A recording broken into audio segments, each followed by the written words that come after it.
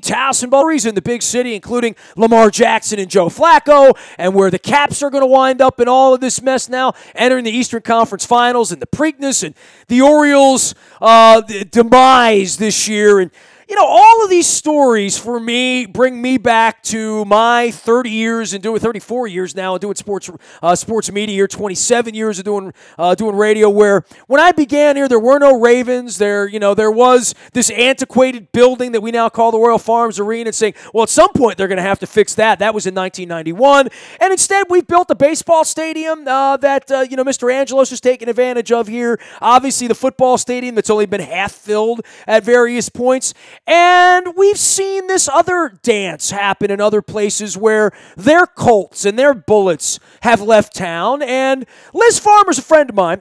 She's a Facebook friend. I've known her a long, long time. She covered the business of business here in Baltimore for a long time. She's now down in D.C. working for a group called Governing Magazine and Governing.com. A story that she wrote wound up on my timeline, believe it or not, on my Twitter, and getting retweeted about stadiums in St. Louis and civic money. And I want to welcome Liz Farmer back onto the program. It's been a day or two. Liz, how are you? How's life at Governing.com?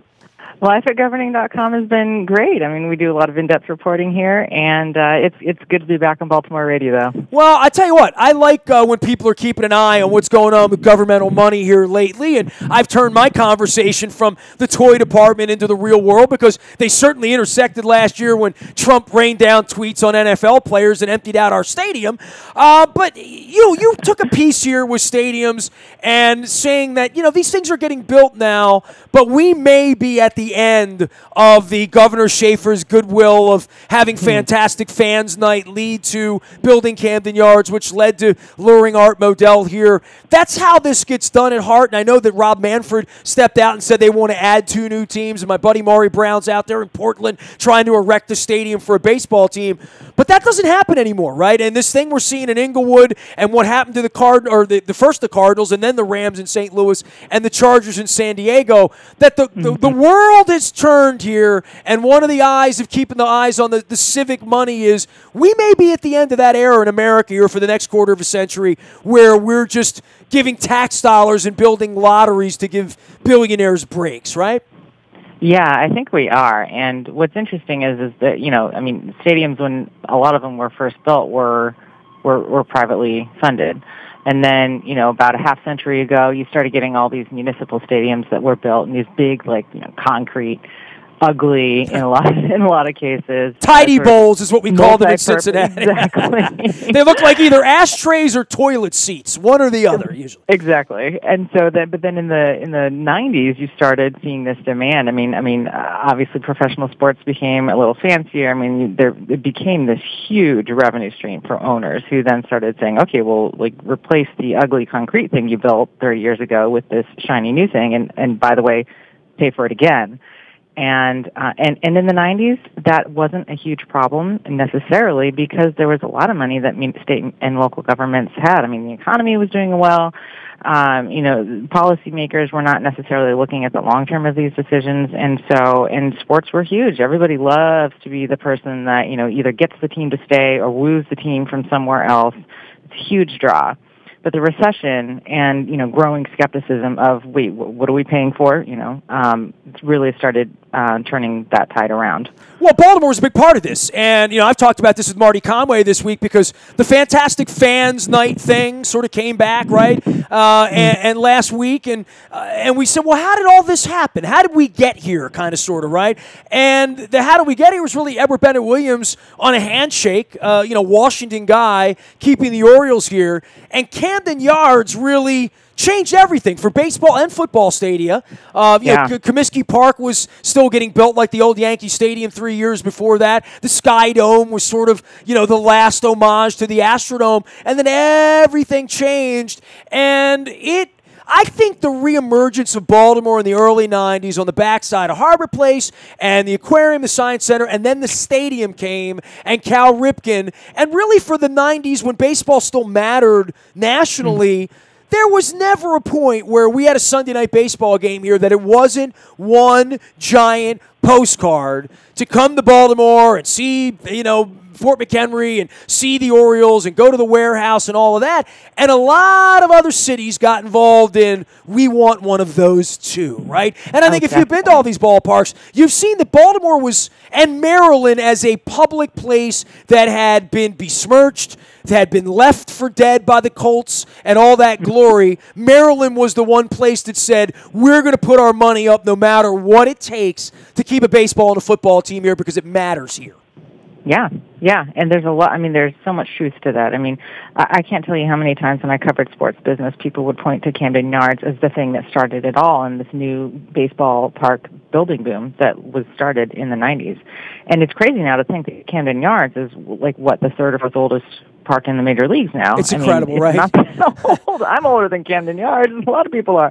And so, but yeah, and they succeeded with, again in the 90s, it wasn't financially a huge, pushback at the time from the taxpayers who ultimately are funding both, funded Camden Yards and M&T Bank Stadium.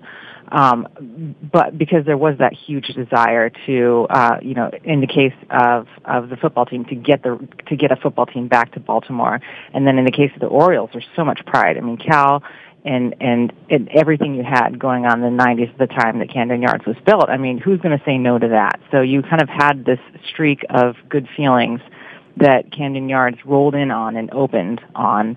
And then you had, really all through much of the 90s, you really had those good feelings going. And it wasn't until about 10 or so years after it opened that things started taking that downhill turn in terms of attendance and the team and all that.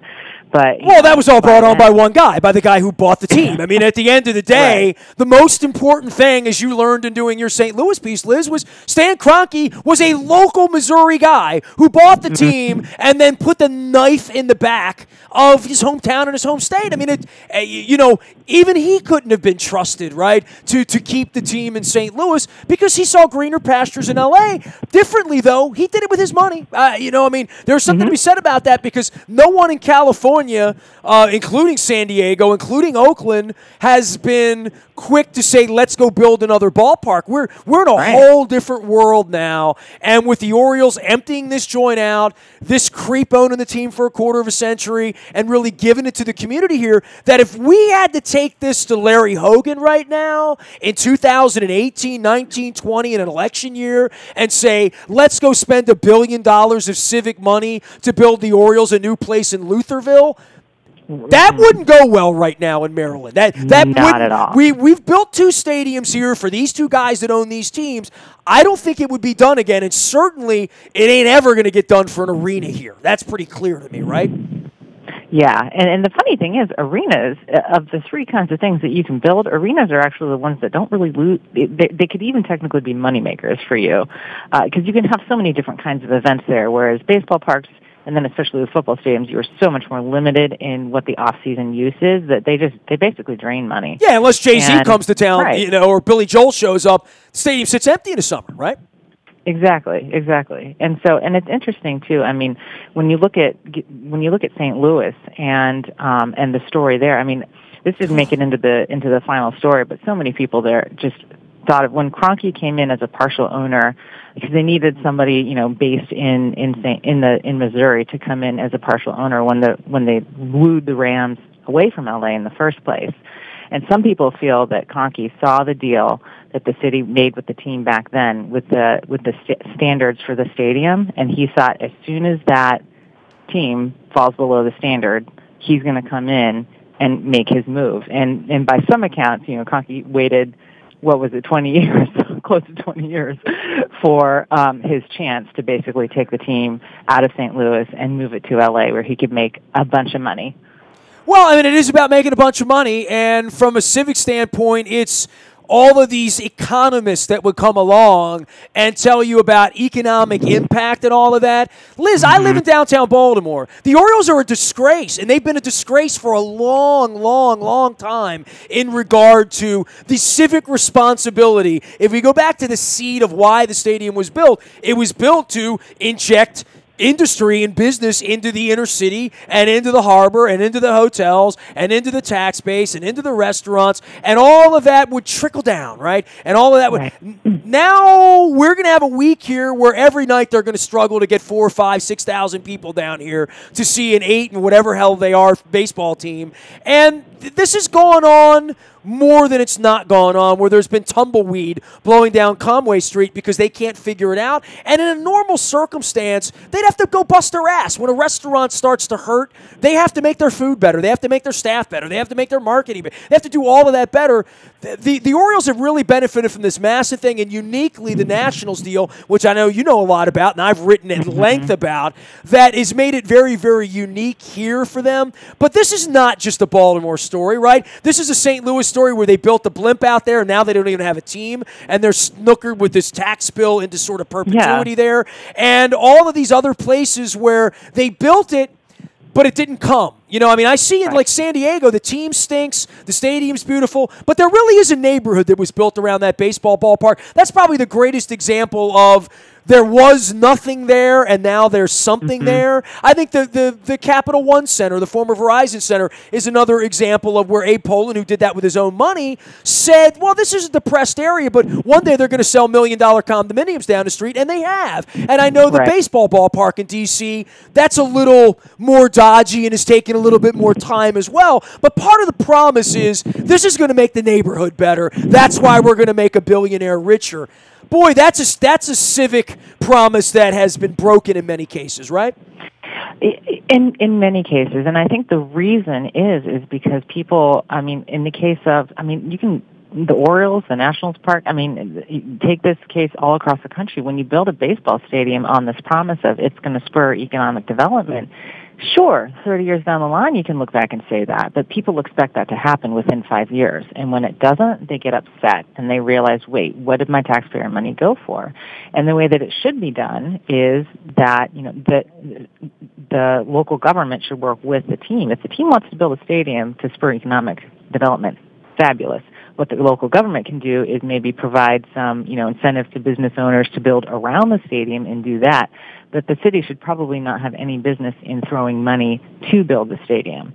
But the way it's done in a lot of cases is the city wants to do, you know, the city and state, they take this project on themselves, publicly fund most of or the whole project, and then they provide incentives for business owners to build around it. So they are losing so much in potential tax revenue just to get this economic development going. And who really benefits at the end of the day? The people who own the businesses.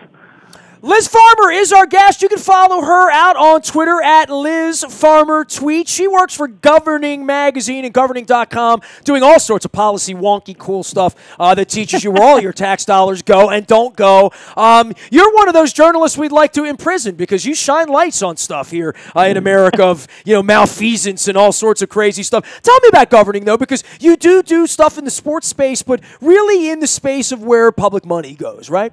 Yeah, exactly. I mean, if you want to know how governments spend your money, then this is the kind of thing that you should be reading on governing.com. And especially, I'm a sucker for anything sports related. So if there's a stadium story to be written, I'll be doing it.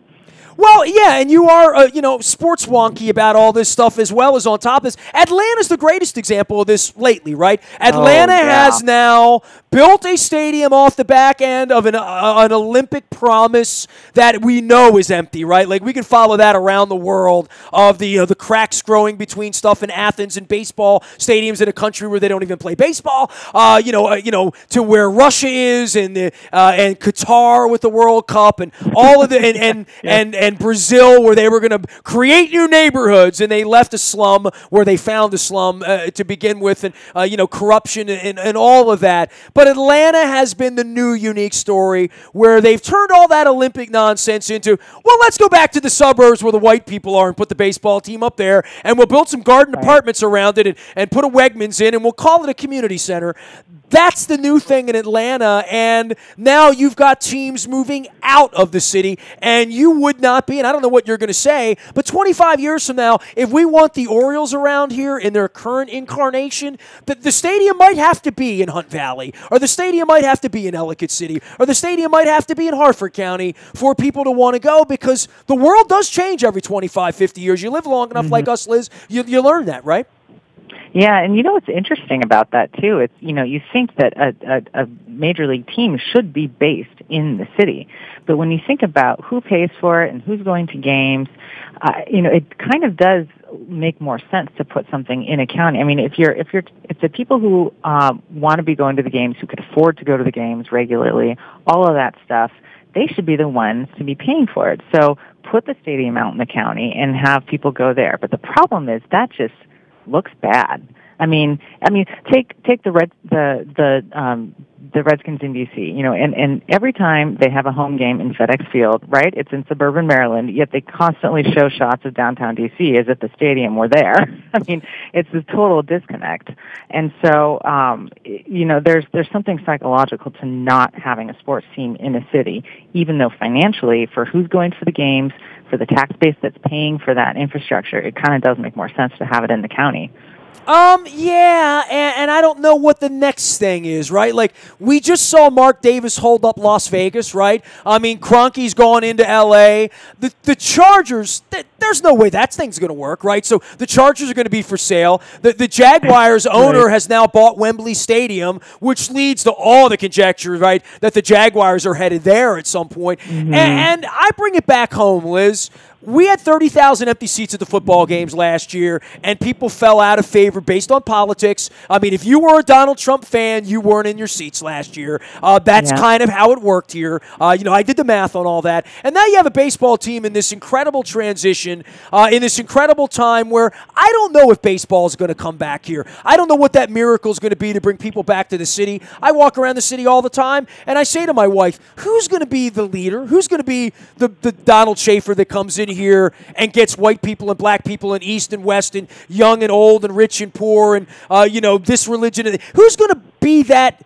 But sports has been a little bit of an opiate in that way, that the one thing I've seen in my community where black, white, east, west, young, rich, poor, all came together was when the Ravens won. That's the only thing I have to compare it to here. So I think that is part of what Philadelphia feels with the Eagles, part of what Cleveland has felt now with the Cavaliers in winning and having that parade. There is something about that justifies all of this, right, that would keep a team around. But I am really, really worried with two big leases coming up and a city that's going the wrong way very, very quickly. I live here. I see it. I feel it. I don't know how that tide's going to change, and I don't know what that lease looks like if Portland were to want the Orioles in 2028, and this team sits in last place for 5 years and starts to look like the Expos more every day, which it looks like right now, by the way.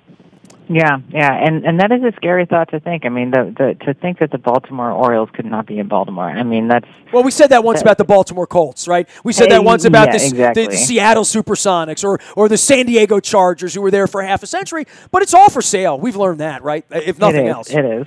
And I think that too has soured people. I mean, look at San Diego. They put the Chargers basically...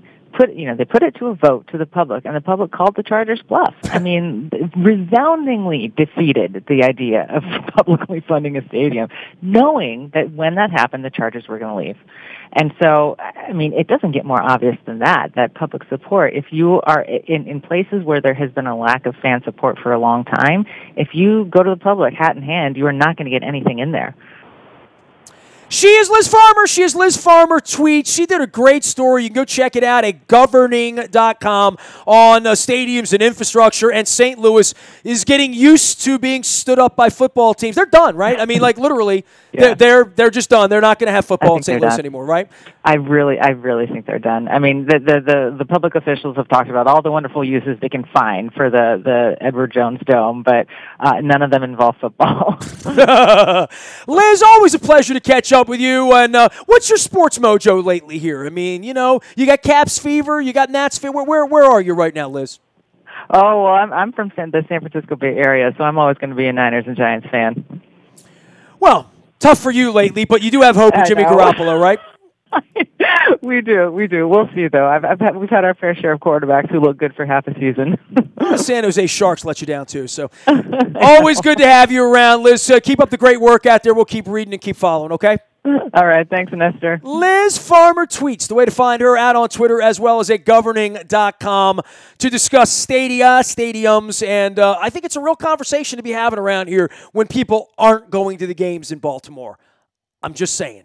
The buyatoyota.com audio vault is there 24 hours a day from anywhere in the world on your mobile device by downloading the TuneIn Radio app. We do come in crystal clear from anywhere in the world. Find us there. Facebook, Twitter, LinkedIn, Snapchat, Instagram, streaming live on our Facebook, as well as our YouTube WNSTV channel. I'm Nestor. We are WNST.net, AM 1570 at WNST Towson, Baltimore, and we never stop talking Baltimore sports.